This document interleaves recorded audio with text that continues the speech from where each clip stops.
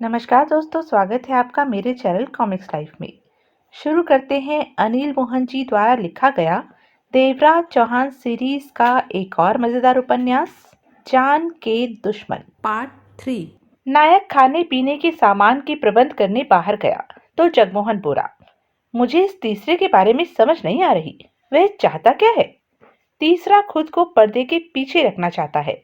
देवराज चौहान ने विचार भरे स्वर में कहा, वह नहीं चाहता कि कोई उसे जाने कि वह वॉल्ट डकैती में शामिल है। यह तो उसका नजरिया है। अगर वह शरीफ है तो हमसे नहीं टकरा सकता, हमारी 24 घंटे की निगरानी नहीं करवा सकता, हमारा मुकाबला नहीं कर सकता। जगमोहन ने कहा, अगर वह कोई बहुत बड़ा दादा है तो सामने आने में उसे कतराना नहीं चाहिए। तुम्हारी बात ठीक है, देवराज चौहान ने जवाब दिया।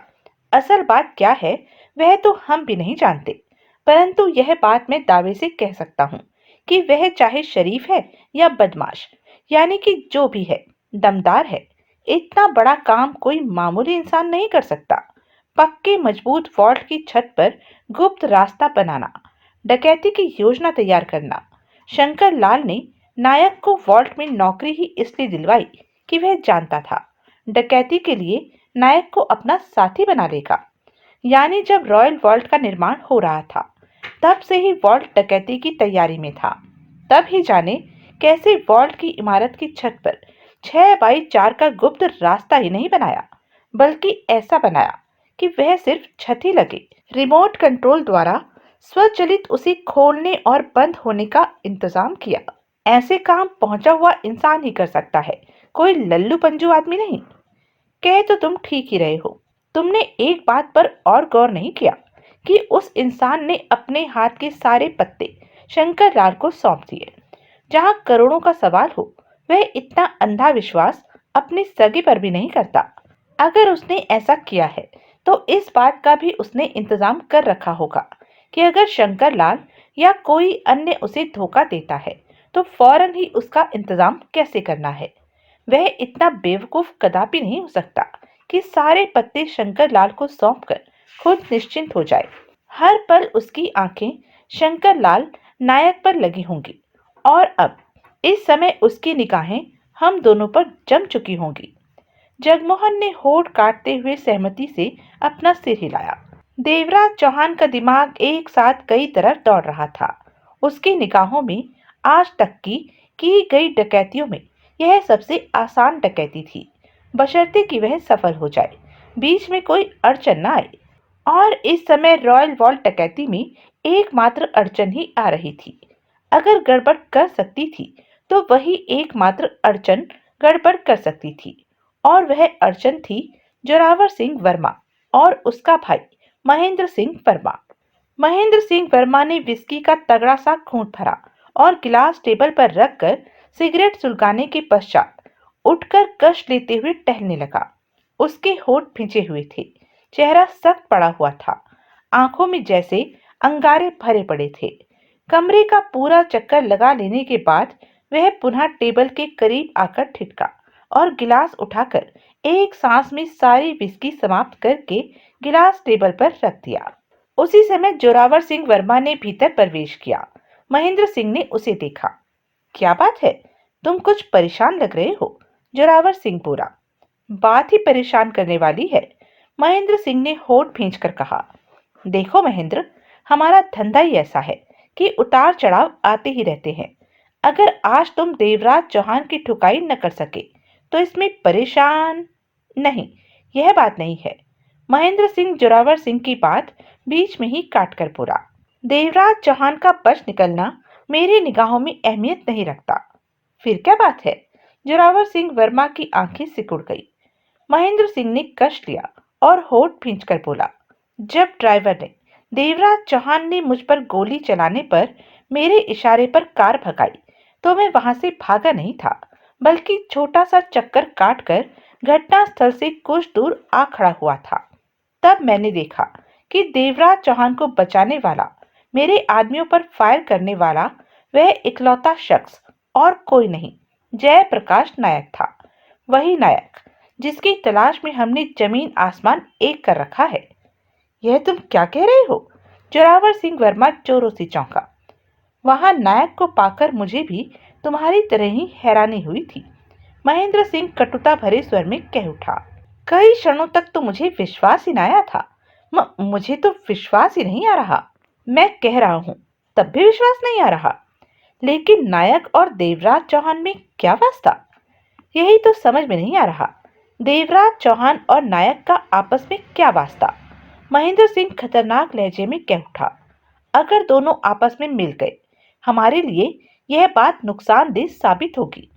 महेंद्र, जोरावर सिंह ने उसे घूरते हुए कहा, जब मैं देवराज चौहान से मिला था और काम के लिए उसे 5 लाख दिए थे, कम से कम तब तक तो इन दोनों में ऐसी कोई बात नहीं थी।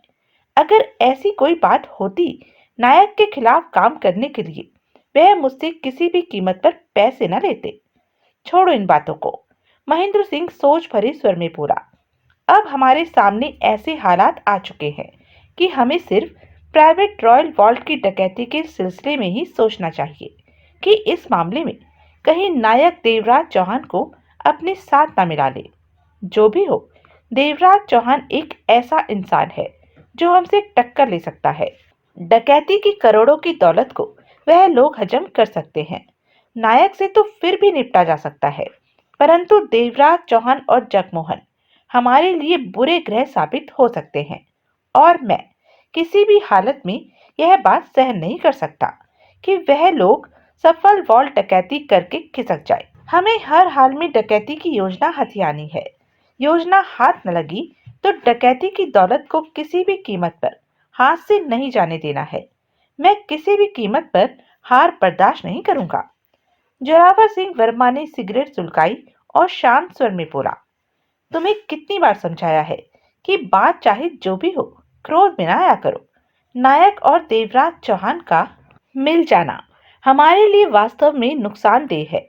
इस मुद्दे पर हमें ठंडे दिमाग से सोचना चाहिए। गर्म होने से कोई लाभ नहीं।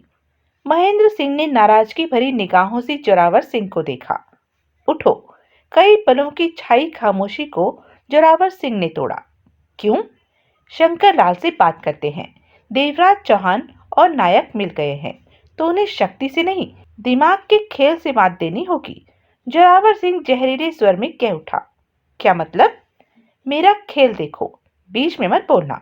मतलब भी तुम्हारी समझ में आ जाएगा। महेंद्र सिंह हैरानी से जोरावर सिंह को देखता हुआ खड़ा हो गया। 40 वर्षीय शंकर लाल के कपड़े फटकर चीथड़ों के रूप में शरीर पर झूल रहे थे। उसकी हालत बद से भी बदतर हो चुकी थी। पिछले 3 महीनों से वह जोरावर सिंह वर्मा की कैद में था और जोरावर सिंह महेंद्र सिंह ने उसकी ऐसी तैसी फेरने में कोई कसर नहीं छोड़ी थी। शंकर लाल को जानने वाला उसे इस हाल में देखता तो उसे विश्वास नहीं आता कि यह वही शंकर लाल है। शंकर लाल ने बुझी बुझी निगाहों से दोनों को देखा। कैसे हो शंकर लाल? जोरावर सिंह वर्मा ने सिगरेट सुलगाते हुए पूछा। शंकर लाल ने होठ भींचकर जोरावर सिंह वर्मा को देखा। लगता है मुझसे नाराज हो। नफरत कहो, नफरत। शंकर लाल कुर्राया। नफरत है मुझे तुम लोगों से, इसलिए कि हमने तुम्हें बंदी बना रखा है। जोरावर सिंह कहकर हंसा। शंकर लाल ने दांत भींचकर मुंह फेर लिया। महेंद्र सिंह बिल्कुल खामोश था। जोरावर सिंह की बातों के बीच वह जरा भी न बोल रहा था, शायद इसलिए कि जोरावर सिंह की शतरंजी चाल का रुख देखना चाहता था। वह समझ नहीं पा रहा था कि जोरावर सिंह क्या खेल खेलने जा रहा है। आजाद होना चाहते हो? कैद से रिहाई पाना चाहते हो? शंकर लाल ने गर्दन घुमाकर जोरावर सिंह को देखा। तुम्हें मेरी बात का विश्वास नहीं आ रहा शंकर लाल, लेकिन मैं सही कह रहा हूँ। तुम मेरे किसी काम के नहीं रहे। तुम्हारी जान लेने का भी मुझे कोई फायदा नहीं। आखिर कब तक तुम्हें कैद में रखूंगा? सोचता हूँ छोड़ दूं तुम्हें। शंकर लाल की आंखें सिकुड़कर छोटी हो गई। तो छोड़ दो मुझे, देर किस बात की है? शंकर लाल पैने स्वर में बोला। एक बार फिर वह सब बातें बताओ जो तुम पिछले 3 महीनों से दोहराते आ रहे हो। कितनी बार बताऊं? 2 लाइनों की सारी बात है कि मैंने और जयप्रकाश नायक ने रॉयल वॉल्ट में डकैती का प्लान बनाया। प्लान मुझे पूरी तरह तो याद नहीं, वह कागजों में दर्ज है। कागज ब्रीफ केस में बंद स्टेशन के क्लॉक रूम में है और क्लॉक रूम की रसीद नायक की कलाई में बंधी घड़ी के भीतर है। शंकर लाल तनावपूर्ण स्वर में कह उठा, मुझे तो यह समझ में नहीं आता कि इस तरह मुझे कैद रखने से तुम लोगों को क्या फायदा होगा। कुछ भी नहीं। जोरावर सिंह ने सोचपूर्ण मुद्रा में सिर हिलाया। मैं भी यही सोच रहा हूँ कि तुम्हें यहाँ से चलता कर दूं। नायक से घड़ी मिली? शंकर लाल ने एकाएक पूछा। नहीं, नायक हमारे हाथ नहीं लगा। अभी हमें घड़ी नहीं मिली। कहने के साथ ही जोरावर सिंह वर्मा ने महेंद्र सिंह को देखा। इसे छोड़ ही देते हैं महेंद्र। महेंद्र सिंह की समझ में नहीं आया कि वह क्या करे। वह समझ नहीं पा रहा था कि जोरावर सिंह क्या चाल चल रहा है। कैद में रखने में क्या बुराई है? महेंद्र सिंह ने कहा। कैद में रखने से फायदा भी तो नहीं। 4-5 आदमी इसके कारण बेकार में व्यस्त रहते हैं। यह जो जानता था वह तो हमें बता ही चुका है। जाने दो इसे। महेंद्र सिंह कंधों को झटका देकर रह गया। जोरावर सिंह ने बाहर खड़े आदमी को बुलाया। उसने शंकर लाल के पहनने के लिए कमीज पतलून मंगवाई। अपने कपड़े उतारकर इन्हें पहन लो, जोरावर सिंह बोला। शंकर लाल ने असमझता भरी निगाहों से दोनों को निहारा, फिर अपने बदन पर पड़े मैले कुचैले कपड़े उतारकर जोरावर सिंह के दिए कपड़े पहन लिए। जोरावर सिंह ने अपने आदमी को बुलाकर कहा, इसे बाहर तक छोड़ दो। फिर शंकर लाल से बोला, जाओ, तुम आजाद हो। शंकर लाल के चेहरे पर अविश्वास के भाव थे। उसने जोरावर सिंह, महेंद्र सिंह पर निगाह मारी, फिर उस आदमी के साथ बाहर निकल गया। तुमने इसे जाने क्यों दिया? महेंद्र सिंह उखड़े स्वर में बोला। नायक और देवराज चौहान मिल गए हैं तो इसे कैद में रखने का फायदा ही क्या था? देवराज चौहान कभी भी वॉल्ट डकैती कर लेगा और हम देखते रह जाएंगे। हमारी सबसे बड़ी मजबूरी है कि हम यह बात नहीं जानते कि वह लोग कहाँ छिपे पड़े हैं। शंकर लाल हमारे लिए पिटा हुआ मोहरा है। अंत में इसका इस्तेमाल हो सकता था। मैंने वही किया है। क्या मतलब? यहाँ से निकलकर शंकर लाल नायक को ढूंढेगा। हमसे कई बेहतर तरीके से वह नायक को तलाश करके उसके पास पहुंच जाएगा। वहां देवराज चौहान भी होगा और वॉल्ट डकैती की योजना भी होगी। इस तरह पिटा हुआ मोहरा हमें उन सब तक पहुंचा सकता है। ओह! महेंद्र सिंह ने समझने वाले भाव में सिर हिलाया। एक बार हमें उनका ठिकाना मालूम हो जाए, फिर तो हम सब कुछ संभाल लेंगे और शंकर लाल के द्वारा ही हमें उनका ठिकाना मालूम होगा। पीछे किसको लगाया है? शंकर लाल पर नजर रखने का काम मैंने राजा राम को सौंपा है। राजा राम और उसके आदमी हर पल शंकर लाल पर नजर रखेंगे। शंकर लाल जो भी करेगा, उसकी हरकत की पल पल की रिपोर्ट मुझे बराबर मिलती रहेगी। महेंद्र सिंह के चेहरे पर दरिंदगी के भाव नाचने लगे। शंकर लाल बेवकूफ तो था नहीं। वह सब समझ रहा था कि जोरावर सिंह ने उसे क्यों छोड़ा है। नायक अभी तक जोरावर सिंह के हत्थे नहीं चढ़ा था। थक हार कर जोरावर सिंह ने नई चाल खेली, उसे आजाद कर दिया। जोरावर सिंह वर्मा जानता था कि उसकी कैद से आजाद होने के बाद जैसे तैसे वह नायक को ढूंढ ही लेगा। तब उसके पीछे लगे आदमी नायक को और उसे पुनः अपनी गिरफ्त में ले लेंगे। शंकर लाल जोरावर सिंह की इस घटिया चाल में नहीं आने वाला था।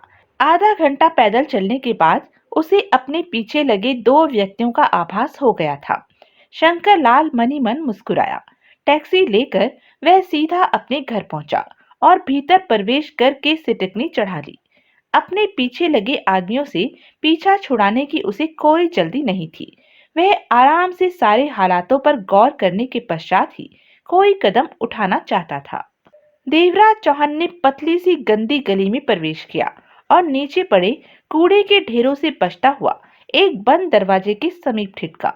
आसपास देखा, कोई भी नहीं था। उसने जोर से दरवाजा ठकठकाया। दूसरी बार ठकठकाने पर दरवाजा खुला। दरवाजा खोलने वाला छोटा मोटा बदमाश था। यह उसके चेहरे से ही जाहिर हो रहा था। उसने सख्त निगाहों से देवराज चौहान को देखा। मुझे जगीरा से मिलना है। कौन हो तुम? उसका लहजा भी सख्त ही था। इस प्रश्न का उत्तर मैं जागीरा को ही दूंगा। मैंने तुम्हें पहले कभी नहीं देखा और तुम अपना परिचय भी नहीं दे रहे। कोई भी अनजान व्यक्ति जागीरा से नहीं मिल सकता। पलक झपकते ही देवराज चौहान ने रिवॉल्वर निकाली और उस व्यक्ति के पेट से सटा दी। देवराज चौहान का चेहरा सख्त हो गया और उसका चेहरा ढीला। चलो, मुझे जागीरा के पास ले चलो। वह बिना कुछ कहे मुड़ा और भीतर की तरफ बढ़ गया। देवराज चौहान उसके पीछे था। मकान के आंगन में बैठे दो व्यक्तियों ने यह नजारा देखा तो वह चौंके। चुपचाप बैठे रहो, देवराज चौहान ने उन्हें देखकर गुर्राया। मैं जागीरा से मिलने आया हूँ। वह दोनों उसी मुद्रा में बैठे रहे। देवराज चौहान उस व्यक्ति के साथ मकान के पीछे वाले कमरे में पहुंचा। यह सजा सजाया कमरा था। विशाल टेबल ने आधे कमरे को घेर रखा था। इस तरफ दो कुर्सियां पड़ी थी और उस तरफ पड़ी रिवॉल्विंग चेयर पर 50 बरस की उम्र का सख्त कठोर चेहरा लिए जागीरा बैठा था। मोटा, भारी भरकम शरीर, चीते के समान तेज आंखें, अंडरवर्ल्ड का थंब जिसे कि डाकघर कहा जाता था। क्राइम की दुनिया की हर खबर उसके पास मौजूद रहती थी। मुनासिब कीमत देकर कोई भी उस खबर को हासिल कर सकता था। बॉस, यह मुझे रिवॉल्वर दिखाकर यहाँ तक लाया है। जागीरा ने सर्द निगाहों से देवराज चौहान को देखा। तुम जाओ। देवराज चौहान को लाने वाला व्यक्ति चला गया। देवराज चौहान ने कुर्सी खींची और बैठते हुए सिगरेट सुलगा ली। मैंने तुम्हें पहले भी कहीं देखा है, जागीरा ने भारी आवाज में कहा। तुमने मुझे पहले कभी नहीं देखा। मैं तुम्हें पहले देख चुका हूँ और जिसे देख लेता हूँ उसे कभी भूलता नहीं। कुछ देर तसल्ली रखो, अभी मुझे याद आ जाएगा।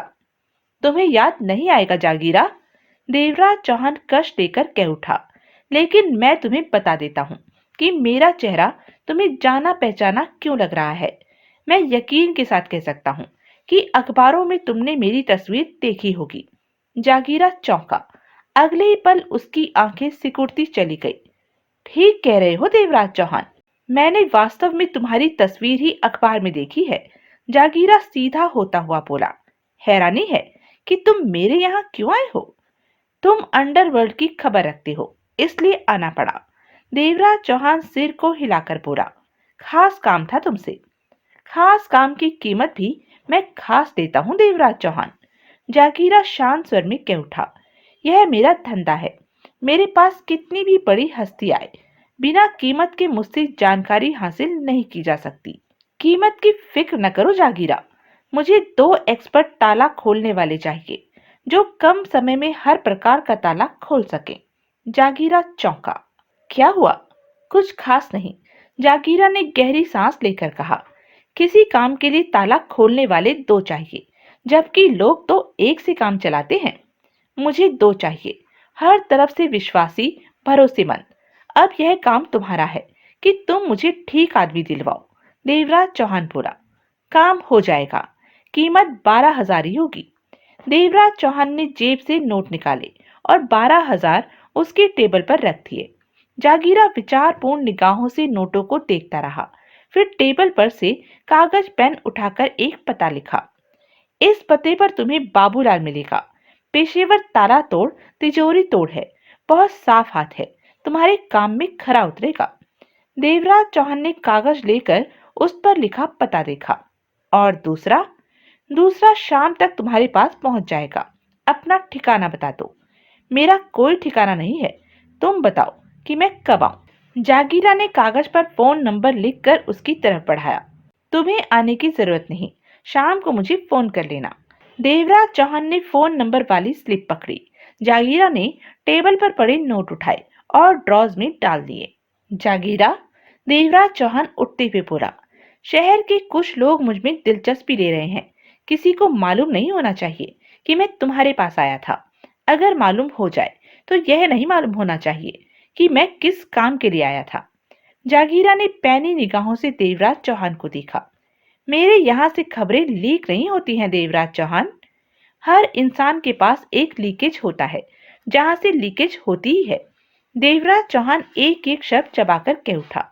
कुछ दिन के लिए उस छोकरे को बंद कर लेना, मेरी बात बाहर नहीं जानी चाहिए। मेरा धंधा बातों को दबाना है, फैलाना नहीं, जागीरा ने बेहद शांत स्वर में कहा। देवराज चौहान बिना कुछ कहे पलटा और बाहर निकल गया। जागीरा काफी देर तक सोचपूर्ण मुद्रा में बैठा रहा और फिर उसका आटे की बोरी के समान मोटा शरीर हिला और रिसीवर उठाकर फोन किया। हेलो, लाइन मिलते ही जागीरा बोला, टोनी को बुलाना। कुछ ही देर में टोनी लाइन पर था। टोनी, मेरे पास आओ, कहने के साथ ही जागीरा ने रिसीवर रख दिया। वैसे बात तो कुछ खास नहीं है। जागीरा ने टोनी के 38 वर्षीय खूबसूरत चेहरे को निहार कर बोला, फिर भी देख लेने में क्या हर्ज है। कुछ देर पहले देवराज चौहान मेरे पास आया था। देवराज चौहान? टोनी के चेहरे पर अजीब से भाव उभरे। हाँ, अंडरवर्ल्ड का थंब देवराज चौहान, जागीरा ने सिर हिलाकर कहा। वैसे अगर उसका पिछला रिकॉर्ड देखा जाए तो देवराज चौहान ने लगातार कई डकैतियां डाली हैं। सब डकैतियां सफल ही रहीं। आज देवराज चौहान के पास अथाह दौलत होगी। भगवान ही जाने उसने वह दौलत कहाँ छिपा रखी है। दोनों के होठ अजीब से अंदाज में सिकुड़ गए। अब क्या मसला है? देवराज चौहान तुम्हारे पास क्यों आया? वह मेरे पास 2 एक्सपर्ट ताला तोड़ने वालों का पता मांगने आया था। 2? हाँ, एक साथ 2। एक साथ 2 को उसने क्या करना है? टोनी अजीब से लहजे में बोला। यही तो बात है जिसके कारण मेरे मस्तिष्क में खतरे की घंटी बजी। अगर वह कहीं डकैती का प्रोग्राम बना रहा है तो तब भी ताला खोलने वाला उसे एक ही चाहिए होगा, 2 नहीं। परंतु वह 2 मांग रहा है। क्षण भर ठिठक कर जगीरा पुनः कह उठा, तुम मेरे सबसे बड़े रिसीवर हो। मैं तुम पर सबसे ज्यादा विश्वास करता हूँ। तुम्हारी खबरें भी गलत नहीं होती। मैं जानना चाहता हूँ कि देवराज चौहान इन दिनों किस फेर में है। मेरा अपना तो ख्याल है कि वह किसी मोटे फेर में है। मैं मालूम कर लूंगा वह कहाँ ठहरा है, टोनी बोला। यह तो मेरे पूछने पर भी उसने नहीं बताया। वैसे शाम को उसका फोन आएगा। क्यों? एक ताला तोड़ का पता तो उसे दे दिया है, दूसरे का देना है। किसका दिया है?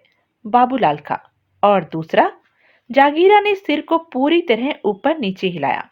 दूसरा मैं हुकुमचंद को उससे मिलवाऊंगा। हुकुमचंद? टोनी मुस्कुराया। वह तो तुम्हारा खास आदमी है।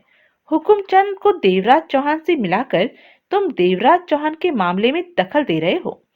मेरा तो काम ही दूसरों के मामले में दखल देना है। जागीरा पहली बार मुस्कुराया। हुकुमचंद मुझे बताएगा कि देवराज चौहान क्या करने जा रहा है। तब मैंने ठीक समझा। मामला मोटा हुआ तो तुम्हें इस काम में डाल दूंगा। टोनी, देवराज चौहान का कहना था कि शहर के कुछ लोग उसमें दिलचस्पी ले रहे हैं। जरा मालूम तो करो, कौन है वह लोग? टोनी ने सिगरेट सुलगाई और बोला, देवराज चौहान का कोई भी मामला मामूली नहीं होता। मोटी दौलत से जुड़ा होता है जागीरा। हर बार मोटा पैसा ही उसकी किस्मत में होता है। तुम क्या चाहते हो? तुम क्या देते हो? क्षण भर चुप रहकर टोनी बोला, अगर मामले में से कुछ भी ना निकला, अगर देवराज चौहान ने ताला तोड़ों से सिर्फ शहर के मेन गटर के ताले ही खुलवाने हुए तो मुझे इस काम पर लगा मेरा खर्चा पानी ही दे देना। ठीक है, जागीरा ने फौरन सहमति में सिर हिलाया। और अगर देवराज चौहान किसी मोटे जुगाड़ में हुआ, बड़ी दौलत का मसला हुआ, वह वास्तव में कहीं डकैती कर रहा है और किस्मत से हमारे हाथ दौलत लग जाती है, तो उस दौलत को आधा आधा बांट लेंगे। काम सारा मैं अपने ढंग से निपटाऊंगा और खर्चा आदमी तुम्हारे होंगे। मंजूर है? जागीरा ने सिर हिलाया। अब कितना खर्चा दूं? जो मन में आए दे दो। यह सिलसिला तो चलता ही रहेगा क्योंकि मामला देवराज चौहान से ताल्लुक रखता है। जागीरा ने ड्रॉज खोलकर 10,000 रुपए टोनी की तरफ सरका दिए। टोनी नोटों को थामे खड़ा हो गया। संभल कर रहना टोनी, इस मामले में देवराज चौहान जैसा खतरनाक आदमी है। जागीरा ने उसकी आंखों में झांका। वह तुम्हें खा भी सकता है। वह तुमसे कहीं बड़ा मगरमच्छ है और शिकार करना उसका पुराना शौक है। उसके बारे में यह बात मशहूर है कि अपने काम में किसी की टांग का अड़ना उसे पसंद नहीं। जवाब में टोनी सिर्फ मुस्कुराया और बाहर निकल गया। दरवाजा खुला ही हुआ था। देवराज चौहान क्षण भर के लिए ठिठका, फिर भीतर प्रवेश करके ठिठक गया। वह 2 कमरों का छोटा सा मकान था। देवराज चौहान की निगाह मरिया से नजर आने वाले उस व्यक्ति पर जा टिकी जो फर्श पर चादर बिछाए तरह तरह के औजारों को देखने में व्यस्त था। आहट पाकर उसने निगाह उठाई। तुम बाबूलाल हो? देवराज चौहान बोला। देवराज चौहान को घूरते हुए उसने सहमति में सिर हिला दिया। मुझे जागीरा ने भेजा है। बाबूलाल की निगाह सिकुड़ती चली गई। क्यों? मुझे एक्सपर्ट ताला तोड़ की जरूरत थी। जो कम समय में ज्यादा ताले तोड़ने की हिम्मत रखता हो। जागीरा तुम्हारी बहुत तारीफ कर रहा था। बाबूलाल की निगाह चादर पर फैले औजारों पर जा टिकी। तुम गलत पते पर तो नहीं आ गए? नहीं, जागीरा ने मुझे यही पता दिया था। देवराज चौहान मुस्कुराया। बाबूलाल ने चादर पर बिखरे औजारों को समेटकर करीब ही मौजूद पुराने से बैग में डाला और खड़े होते हुए बोला, तुम्हारे पास सिगरेट होगी? देवराज चौहान ने जेब से पैकेट निकाला, एक बाबूलाल को दी, दूसरी खुद सुलगाई। बाबूलाल कश लेकर बोला, एक मिनट, मैं अभी आया। कहने के साथ ही वह बाहर निकल गया। देवराज चौहान के चेहरे पर अजीब सी मुस्कान फैलती चली गई। 10 मिनट के बाद बाबूलाल की वापसी हुई। जागीरा को फोन करके अपनी तसल्ली कर ली कि उसने ही मुझे तुम्हारे पास भेजा है? बाबूलाल को देखते ही देवराज चौहान ने पूछा। हाँ, बाबूलाल ने शांत भाव में सिर हिलाया। हर तरफ देखकर चलना पड़ता है। पुलिस का आजकल कोई भरोसा नहीं। कि बैठो ना, खड़ी क्यों हो? देवराज चौहान बैठा तो बाबूलाल पुनः बोला, जागीरा तुम्हारा नाम देवराज चौहान बता रहा था। मैं जानना चाहता हूँ कि तुम वही वाले देवराज चौहान हो या कोई दूसरे? वही वाला कौन सा? वही वाला, अंडरवर्ल्ड में एक ही देवराज चौहान की तूती बोलती है। मुझे नहीं मालूम कि कौन सी तूती बोलती है, लेकिन मैं तुम्हारे कहने का मतलब समझ रहा हूँ। तुम ठीक समझे, मैं वही देवराज चौहान हूँ। बाबूलाल के होठों से काफी लंबी सांस निकली। मैंने तो कभी सोचा भी नहीं था कि तुमसे मुलाकात होगी, तुम्हारे साथ काम करूंगा। यह तो मेरे लिए सपना ही था। मेरी खुशनसीबी है कि तुम मुझे अपने साथ काम करने का मौका दे रहे हो। बाबूलाल ने मुस्कुराकर कहा, तुम जो भी सोचो, लेकिन असल बात है कि मुझे एक्सपर्ट ताला तोड़ की सख्त जरूरत है, जो कि पूरी तरह से विश्वसनीय हो। चिंता मत करो, तुम अपने से ज्यादा मुझ पर विश्वास कर सकते हो। बाबूलाल ने अपने शब्दों पर जोर देकर कहा, तुमसे धोखा करने की तो मैं सोच भी नहीं सकता। अपनी बात पर कायम रहोगे? 500%। देवराज चौहान उसे देखता रहा, बोला कुछ भी नहीं। क्या देख रहे हो? शायद विश्वास नहीं आ रहा मुझ पर। आखिर किसी न किसी पर तो विश्वास करना ही है बाबूलाल। तुम पर नहीं करूंगा तो किसी और पर करूंगा। यह बाद में पता चलेगा कि मेरे विश्वास पर तुम कितने खरे उतरे हो। देवराज चौहान मुस्कुराया। जवाब में बाबूलाल ने मुस्कुराकर पूछा, काम कहाँ करना है? काम 3 दिन बाद करना है। कहाँ करना है यह मौके पर ही पता चलेगा। ठीक है।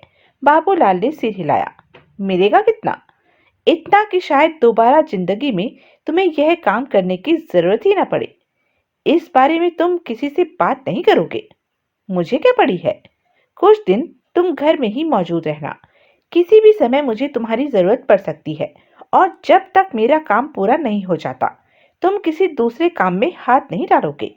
जवाब में बाबूलाल सिर हिलाकर रह गया। जागीरा ने मुझे तुम्हारे पास भेजा है। वह कमीशन के तौर पर तुमसे करेगा। तुम्हारा काम करके जो मुझे हासिल होगा उसका 25%। देवराज चौहान ने सिर हिलाया। यह तुम जानो, तुम्हारा मामला है, लेकिन इतना कान खोलकर सुन लो कि जब तक मेरा काम पूरा नहीं होता, जागीरा को ना तो यह मालूम होना चाहिए कि तुम क्या करने जा रहे हो। धंधे की बात मैं किसी से नहीं करता, अपने बाप से भी नहीं। इस मामले में मैं तुमसे कहीं ज्यादा पक्का हूँ। बाबूलाल अपने शब्दों को चबाकर कह उठा, मेरी तरफ से तुम निश्चिंत रह सकते हो। होठों पर मुस्कान लिए देवराज चौहान उठ खड़ा हुआ। घर पर ही रहना, बहुत जल्द तुम्हें मेरा बुलावा आएगा।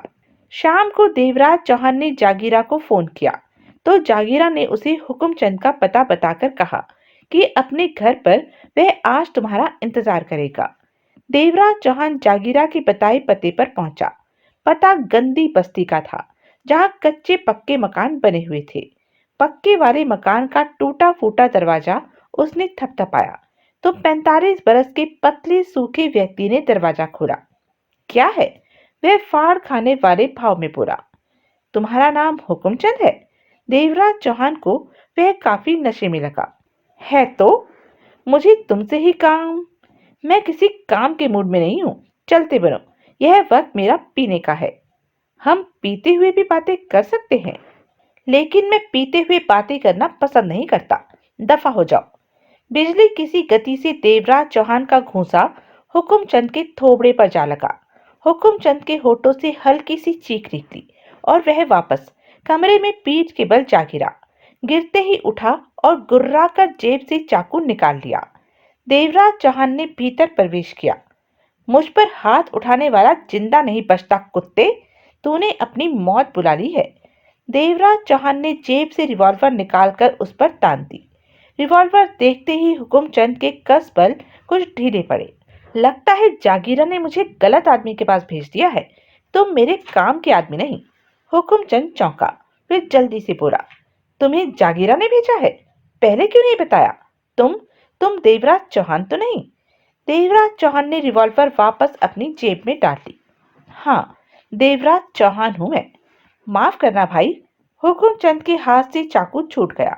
मुझसे बहुत बड़ी भूल हो गई। तुमने बताया नहीं और मैंने ठीक तरह पूछा नहीं। दरअसल दोपहर में जागीरा का आदमी आकर कह गया था कि तुम किसी काम के सिलसिले में शाम को मुझसे मिलने आओगे। तुम्हारे ही कारण मैं घर पर मौजूद हूँ, वरना इस वक्त तो मैं यहाँ पर मिलता भी नहीं। बैठो और बताओ, क्या पियोगे, देसी या अंग्रेजी? मैं सिर्फ काम की बात करना चाहता हूँ। काम की बात भी हो जाएगी, पहले काम की बात। देवराज चौहान सिगरेट सुलगाते हुए बोला, ठीक है भाई, काम की बात ही बोलो। तुम्हें कम समय में ज्यादा से ज्यादा ताले खोलने हैं। पूरा किस्सा बताओ मुझे कि आखिर मामला क्या है। तुम सिर्फ उतना ही जानो जितना जानना तुम्हारे हिस्से में आता है। देवराज एक एक शब्द चबाकर कह उठा, बाकी बातें मेरे लिए रहने दो। हुकुमचंद गंभीर हो गया। ताले कहाँ खोलने हैं? मौके पर बताया जाएगा। काम में खतरा कितना है? कामयाबी के बाद जो मिलेगा उसके हिसाब से बहुत कम खतरा है। हम्म। हुकुमचंद ने सिर हिलाया। कब करना है यह काम? कुछ दिनों में। कम से कम यह तो बता दो कि यह डकैती है या कुछ और।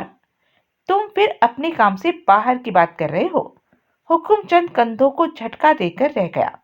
नहीं बताना चाहते तो मत बताओ, मैं जोर नहीं दूंगा। कोई और होता तो जानकर ही रहता, परंतु देवराज चौहान जैसी हस्ती के सामने जिद भी तो नहीं कर सकता। तुम आज के बाद कुछ दिन तक यहीं मिलोगे। किसी भी समय हमें तुम्हारी जरूरत पड़ सकती है।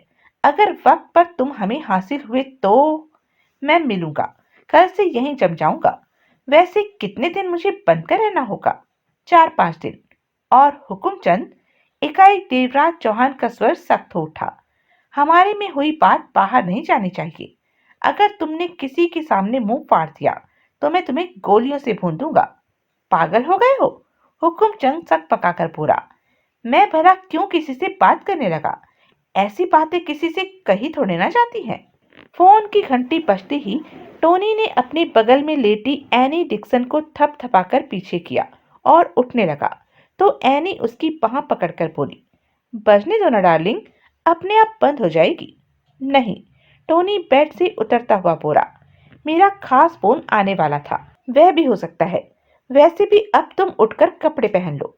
इतनी जल्दी? एनी मादक स्वर में बोली। जल्दी नहीं, बहुत हो चुका। मुझे खाओगी क्या? टोनी ने हंसकर कहा और आगे बढ़कर रिसीवर उठाया। हेलो। कौन? टोनी? दूसरी तरफ से आवाज आई। बोलो बोलो, मैं ही हूँ। देवराज चौहान के बारे में कोई जानकारी? हाँ, कल सुबह तक देवराज चौहान पार्क होटल में जगमोहन के साथ ठहरा हुआ था। उसके बाद वह दोनों होटल छोड़कर कहाँ गए यह मालूम नहीं हो सका। ओह, होटल में देवराज चौहान से मिलने जोरावर सिंह वर्मा आया था। जोरावर सिंह वर्मा? वह बदमाश? टोनी चौंका। हाँ। मामला क्या है यह मालूम नहीं हो सका, परंतु मामले का ताल्लुक किसी जयप्रकाश नायक से है। जयप्रकाश नायक? यह कौन है? मालूम नहीं। आगे सुनो। जोरावर सिंह वर्मा के जाने के 2 घंटे बाद देवराज चौहान जब होटल से निकला तो बाहर महेंद्र सिंह ने उसे घेर लिया। जोरावर सिंह के छोटे भाई महेंद्र सिंह ने। तुम तो जानते ही हो कि महेंद्र सिंह महाहरामी इंसान है। साथ में पन्ना लाल और 6 आदमी थे। उन्होंने वहां देवराज चौहान की पिटाई की। इस घटना के बाद ही देवराज चौहान होटल खाली कर गया था।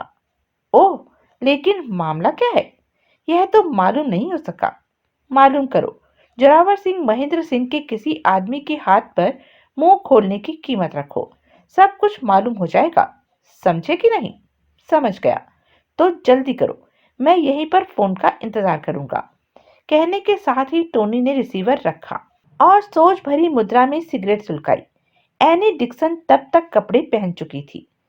यह जयप्रकाश नायक का क्या किस्सा है? तुम नहीं समझोगी, टोनी ने उस पर निगाह मारकर कहा। जब मैं तुम्हें पूरा समझती हूँ तो जयप्रकाश नायक के किस्से को क्यों नहीं समझूंगी?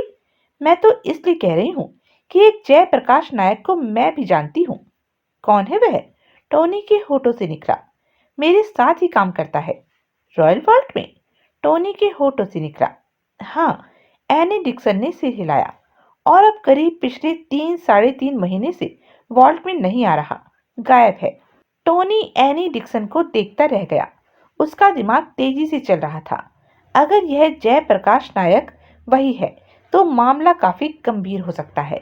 नायक रॉयल वॉल्ट जैसी नाजुक जगह में काम करता था और इधर देवराज चौहान को एक साथ 2 ताला तोड़ों की तलाश है। एकाएक टोनी सीधा खड़ा हो गया। कहीं देवराज चौहान नायक के साथ मिलकर वॉल्ट डकैती नहीं कर रहा? 2 ताला तोड़ उसे वॉल्ट में मौजूद लॉकर खोलने के लिए चाहिए ही। उसका यह विचार उसी स्थिति में सही हो सकता है, जबकि यह बात पक्के तौर पर मालूम हो कि देवराज चौहान और नायक इस समय एक ही थाली में खाना खा रहे हैं। क्या सोचने लगे? एनी डिक्सन की आवाज सुनकर टोनी विचारों से निकला। सोच रहा हूँ, अब शायद वक्त आ गया है कि हम दोनों शादी कर सकें। सच? एनी डिक्सन का चेहरा खुशियों से भर उठा। हाँ, मेरे ख्याल से अचानक ही मेरे सामने काफी मोटे पैसे का मामला आ गया है। एक बात तो बताओ कि रॉयल वॉल्ट में डकैती की जा सकती है? एनी डिक्सन का चेहरा एकाएक गंभीर हो गया। तो तुम वॉल्ट में डकैती करने की सोच रहे हो? पागल हो क्या? मैं इतने बड़े खतरनाक कामों में हाथ नहीं डालता। फिर क्यों पूछ रहे हो?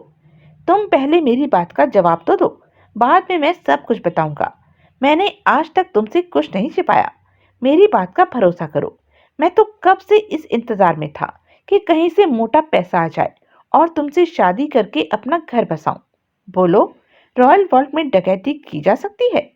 गंभीरता में डूबी एनी डिक्सन कई पल खामोश रही, फिर बोली, शायद नहीं लूटा जा सकता। अगर? टोनी ने दांत भींचकर एनी को देखा। मामला देवराज चौहान से जुड़ा हो तो सब कुछ संभव है।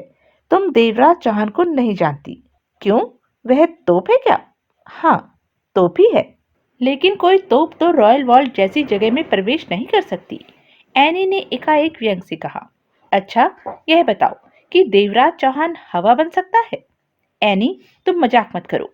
मैं मजाक नहीं कर रही, सही कह रही हूँ। अगर वह हवा बन सकता है तो शायद रॉयल वॉल्ट को लूट ले, अन्यथा और तो कोई रास्ता है नहीं बंद वॉल्ट में प्रवेश करने का।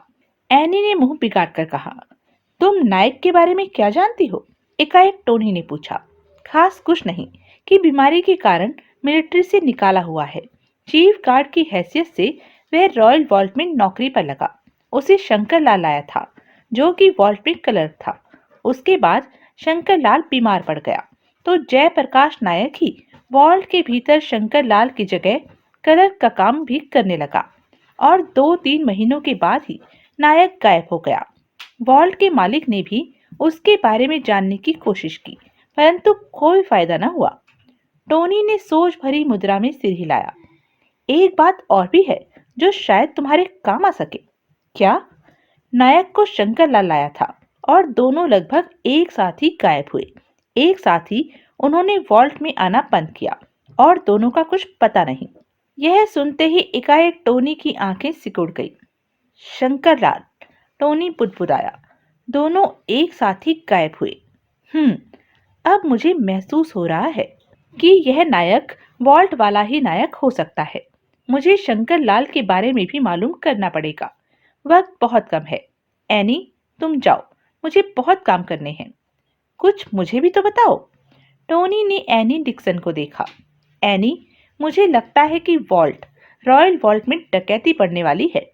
बेवकूफ हो, रॉयल वॉल्ट में डकैती हो ही नहीं सकती। वह सुरक्षित है।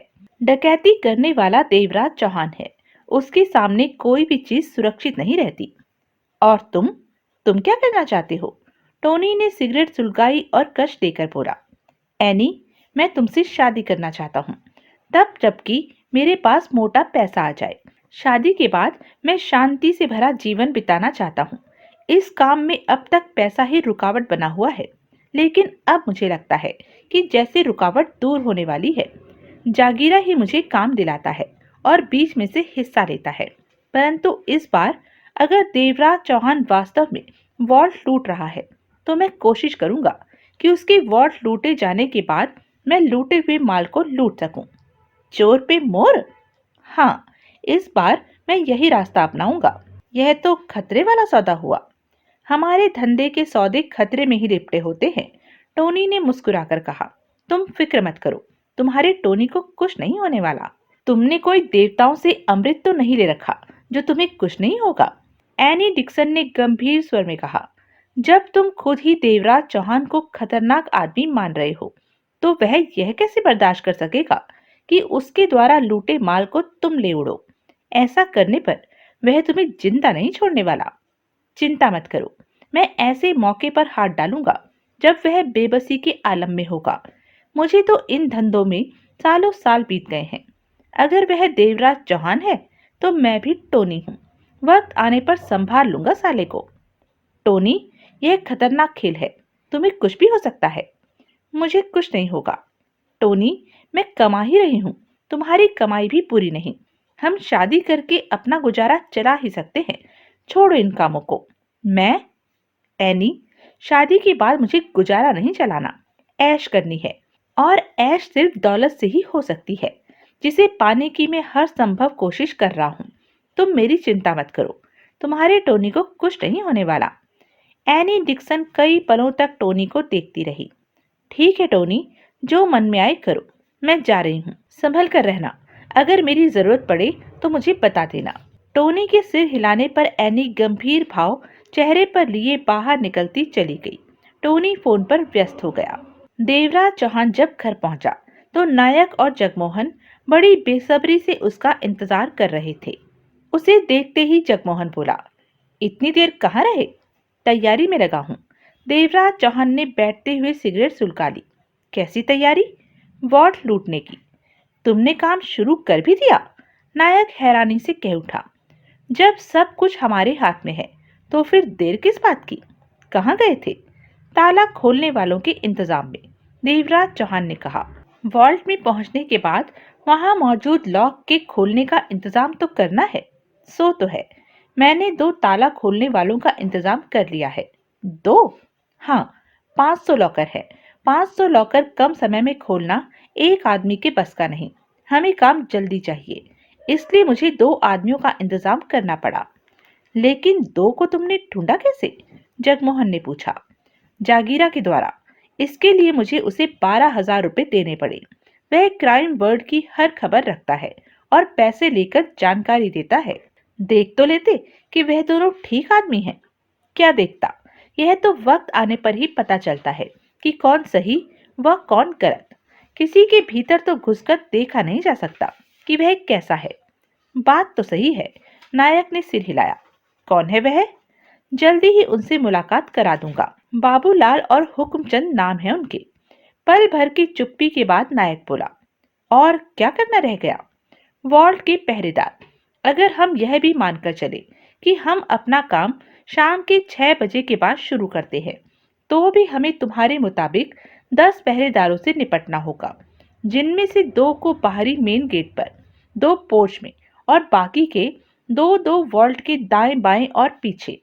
इन 10 को निपटने का भी कोई तरीका निकालना होगा। सोचना यह है कि इन पर हम खुद काबू पा सकते हैं या फिर किराए के आदमी लाकर इनका बंदोबस्त करना होगा। देवराज चौहान ने कहा, किराए के आदमी लाने में भीड़ भाड़ बढ़ जाएगी, जो कि हमारे लिए ठीक नहीं होगा। तुम ठीक कहते हो जगमोहन, देवराज चौहान विचारपूर्ण स्वर में बोला। खैर, आज रात सोचूंगा इस बारे में। अगर हम लोग इन 10 गार्डों को संभालते हैं, तो गड़बड़ भी हो सकती है। ऐन मौके पर हमारे साथ ऐसा कुछ भी होना ठीक नहीं। हम वहां वॉल्ट लूटने जा रहे हैं, ना कि जंग के लिए। लड़ाई झगड़े के लिए बाहरी आदमी ले तो ठीक रहेगा।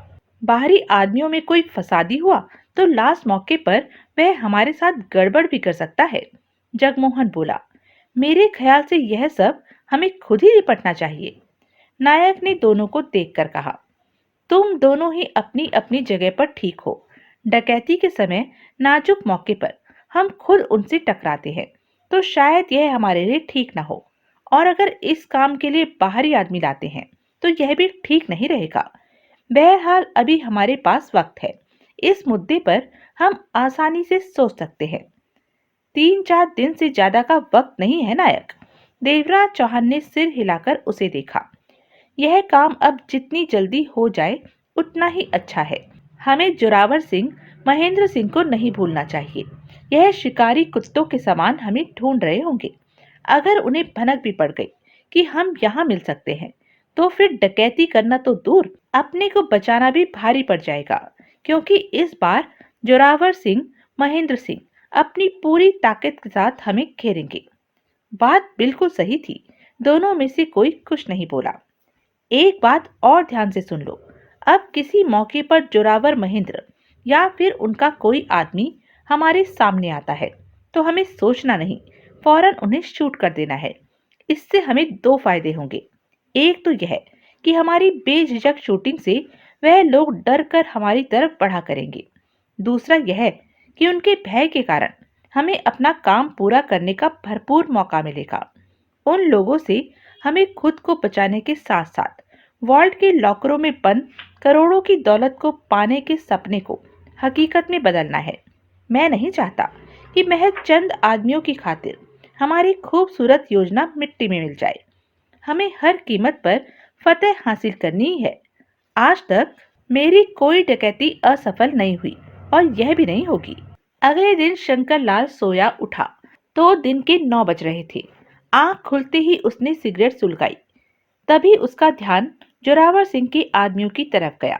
वह जल्दी से बेड से उठा और खिड़की का पर्दा जरा सा हटाकर बाहर झांका। चंद पलों के बाद ही उसे वो आदमी नजर आ गए जो उसके घर पर निगाह रखे हुए थे। रात तक तो दूसरे आदमी थे, परंतु अब ड्यूटी बदल ली गई थी। अन्य दो आदमी उसकी निगरानी पर आ डटे थे। शंकर लाल ने पर्दा छोड़ा और कष्ट लेते हुए किचन में पहुंचा और चाय बनाने लगा। उसका दिमाग तेजी से दौड़ रहा था। जोरावर सिंह ने साए के समान अपने आदमी उसके पीछे लगा दिए थे ताकि वह नायक तक पहुंचे और पीछे से जोरावर सिंह उन दोनों को पकड़कर अपने जाल में फांस ले। शंकर लाल जोरावर सिंह की चाल को किसी भी हालत में कामयाब नहीं होने देना चाहता था। यूं वह जानता था कि नायक कहाँ छिपा हो सकता है। अपने फ्लैट पर तो नायक होगा नहीं, अपनी बहन के पास जाने का तो सवाल ही पैदा नहीं होता। एक बार नायक ने उसे अपने पुश्तैनी मकान के बारे में बताया ही नहीं, ले जाकर दिखाया भी था। शंकर लाल को पूरा विश्वास था कि नायक अपने उसी पुश्तैनी मकान में छिपा हो सकता है। वह 3 महीने में जोरावर सिंह की कैद में रहा था। जोरावर सिंह ने उसका मुंह खुलवाने के लिए 50 हथकंडे इस्तेमाल कर लिए, परंतु उसने उतना ही मुंह खोला था कि जिससे जोरावर सिंह को भी थोड़ी बहुत तसल्ली हो जाए और नायक को भी ज्यादा तकलीफ न हो। वह जानता था कि नायक जोरावर सिंह के आदमियों से अपना बचाव कर लेगा। इसी कारण उसने नायक की कलाई पर बंधी घड़ी के बारे में बताया था। चाय पीने के बाद नहा धोकर वह तैयार हुआ और घर से बाहर निकलकर करीब के रेस्टोरेंट से उसने नाश्ता किया और वापस अपने घर में आकर बंद हो गया। इस दरमियान जोरावर सिंह के दोनों आदमी बराबर पीछे थे। शंकर लाल ने मन ही मन पक्का फैसला कर लिया था कि किसी भी स्थिति में नायक को ढूंढने की चेष्टा नहीं करेगा। नायक को ढूंढ लेने का मतलब था उसका और नायक का पुनः जोरावर सिंह की कैद में पहुंच जाना। तब दोपहर का 1 बजा होगा जब दरवाजे पर थपथपाहट हुई। शंकर लाल चौंक कर उठ खड़ा हुआ। भला उससे मिलने कौन आ सकता है? वह तुरंत आगे बढ़ा और दरवाजा खोल दिया। आने वाले को देखते ही पहले तो वह जोरों से चौंका, फिर होठों पर मुस्कान बिखरती चली गई। आने वाला जोरावर सिंह वर्मा था। 3 महीने कैद में रखकर तसल्ली नहीं हुई कि तुम फिर आ गए? कहते हुए शंकर लाल पीछे हटा और सिगरेट सुलगा ली। जोरावर सिंह भीतर आया। दरअसल शंकर लाल, 3 महीनों में हमें तुमसे प्यार हो गया है। देख लो, एक रात की जुदाई भी हमसे सहन नहीं हुई और हम आ गए। जवाब में शंकर लाल सिर्फ मुस्कुराकर रह गया। जोरावर सिंह आगे बढ़ा और कुर्सी पर बैठता हुआ बोला, तुमने कल से खुद को घर में बंद क्यों कर रखा है? यही पूछने आए हो तुम? हाँ, यही समझ लो। तुम्हारे आदमी मेरे पीछे लगे हैं जोरावर सिंह, इसलिए मैंने कहीं जाने की चेष्टा नहीं की। मैं जानता हूँ तुमने मुझे क्यों, कैसे आजाद किया है। क्यों किया है? इसलिए कि कैद से निकलकर मैं नायक को तलाश करके उसके पास पहुंच जाऊं और तुम अपने आदमियों की खबर पर फौरन वहां धावा बोलकर हम दोनों को पकड़ लो। मैं जानता हूं तुम डकैती की योजना हर हाल में अपने कब्जे में करना चाहते हो। शंकर लाल ने लापरवाही से कहा, वैसे भी मैं 3 महीने तुम्हारी कैद में रहा हूँ। अब मुझे क्या मालूम कि नायक ने अपने छिपने का कौन सा ठिकाना बना रखा है। नायक तक पहुंचना मेरे लिए भी कठिन काम है। भगवान ही जाने वह इस वक्त कहाँ होगा। जोरावर सिंह वर्मा के होठों पर कड़वे भाव उभर आए। शंकर लाल, तुम्हारे सामने इस समय जोरावर सिंह मौजूद है। बातों के जाल में फंसाकर मुझे बेवकूफ मत बनाओ। मैं जानता हूँ कि तुम्हें मालूम है नायक कहाँ छिपा है। मैं नहीं जानता। यह सोच तुम्हारी सिरे से गलत है। बहुत ज्यादा चालाक बन रहे हो। मैं फालतू की बात में सिर नहीं खपाना चाहता। जो कहना था मैंने कह दिया था। मानो या ना मानो, मर्जी तुम्हारी। शंकर लाल कुर्सी पर बैठता हुआ उखड़े स्वर में बोला, अगर तुमने मुझे इसलिए छोड़ा है कि मेरे पीछे रहकर तुम नायक तक पहुंच जाओगे, तो मुझे छोड़कर तुम बहुत बड़ी भूल कर चुके हो। मैं अपनी भूल सुधार भी सकता हूँ। सुधार लो। तुम्हारी कैद में रहूं या घर पर, मुझे कोई फर्क नहीं पड़ता। शंकर लाल, मेरी कैद से छूटते ही तुम्हें चाहिए था कि फौरन नायक की तलाश में जाते, लेकिन तुमने ऐसा इसलिए नहीं किया कि पीछे लगे मेरे आदमियों को तुम पहचान चुके थे, इसलिए खामोशी से घर में आकर बैठ गए।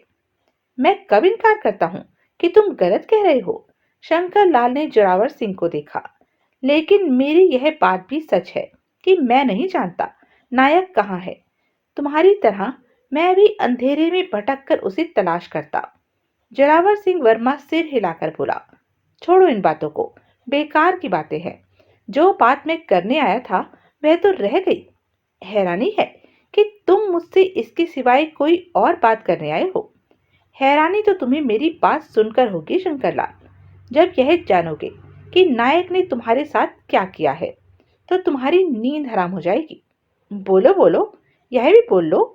जयप्रकाश नायक ने तुम्हारे साथ में धोखा किया है। कैसे?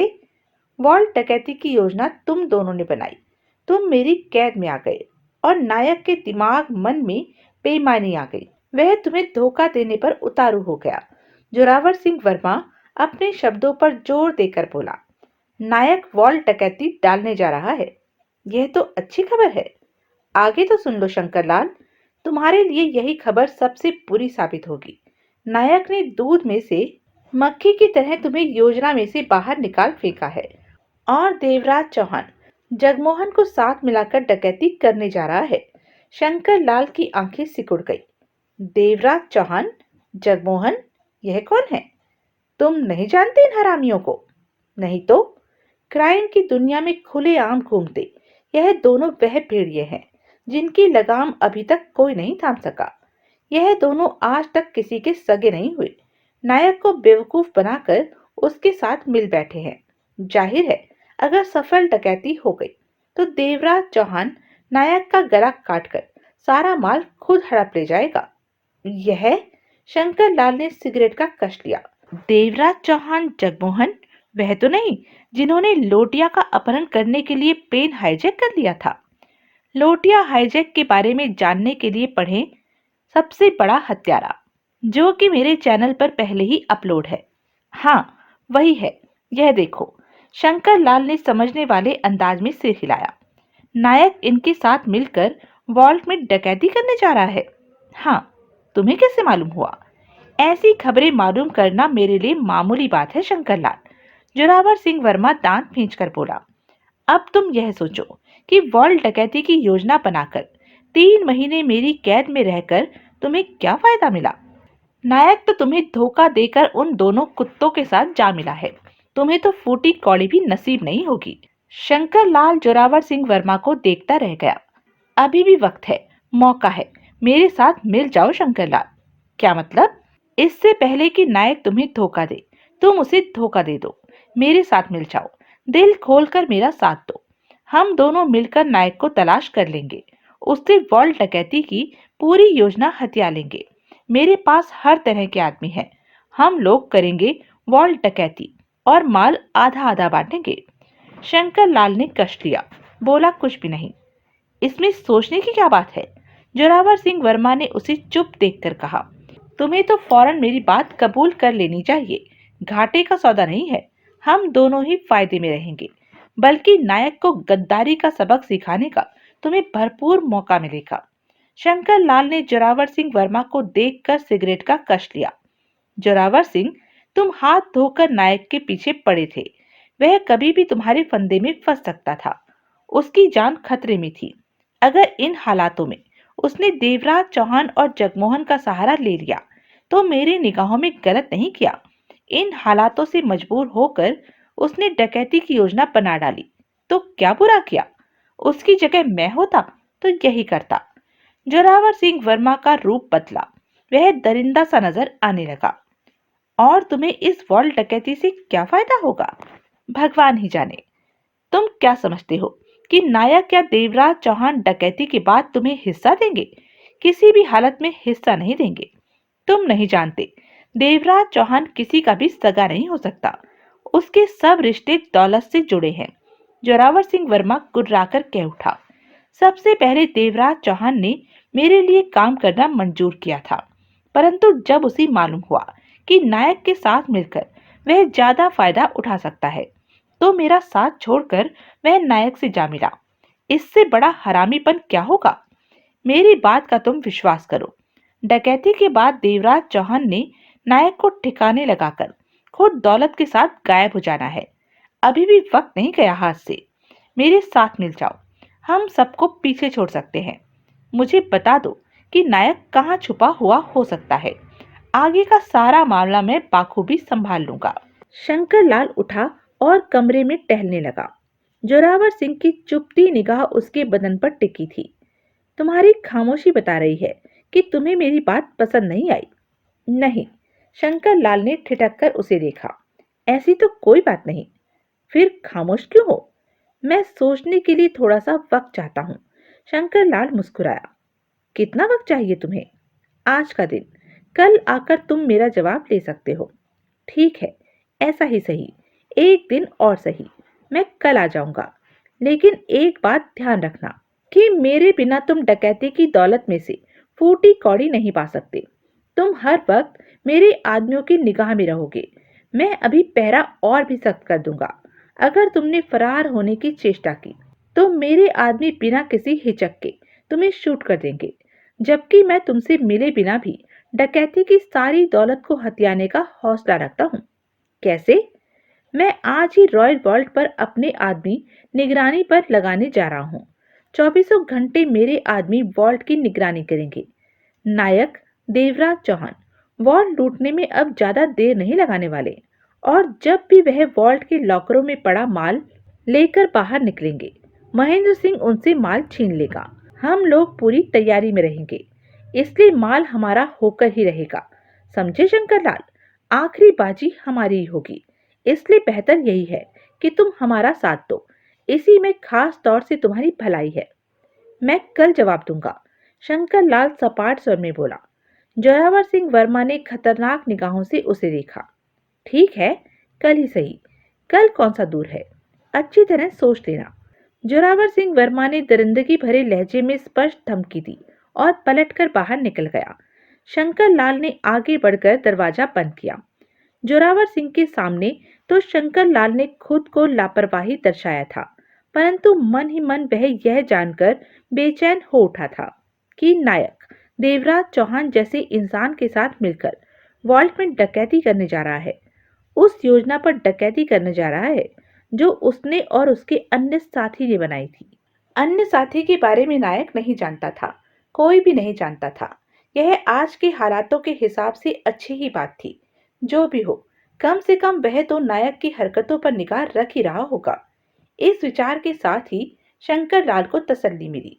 उसकी निगाह अवश्य नायक पर होगी, क्योंकि वह तो सालों से वॉल्ट लूटने की फिराक में था। इसके लिए वॉल्ट की छत में उसने सबसे छिपकर ऐसी जगह बनाई जो रिमोट कंट्रोल से ही खुले और बंद हो। सामान्य अवस्था में लगे ही न कि वहां कोई रास्ता भी है। वॉल्ट डकैती की चाबी यानी कि वह रिमोट कंट्रोल उन्हें सौंपकर वह शांत तो बैठ नहीं सकेगा। अगर वॉल्ट डकैती के बाद महेंद्र सिंह अपने आदमियों के साथ मिलकर उनसे माल छीनने की चेष्टा करता है, तो डकैती का जन्मदाता चुप तो बैठा नहीं होगा। वह भी पूरे इंतजाम के साथ वहां मौजूद होगा, ताकि देवराज चौहान, नायक वगैरह उसे डबल क्रॉस न कर सके। वह महेंद्र सिंह से बेहद आसानी के साथ निपट लेगा। इस विचार के साथ ही शंकर लाल को मनी मन तसल्ली मिली, परंतु मनी मन वह व्याकुल था कि वह खुद कुछ भी नहीं कर पा रहा। जोरावर सिंह के आदमी बराबर उस पर निगाह रखे हुए थे।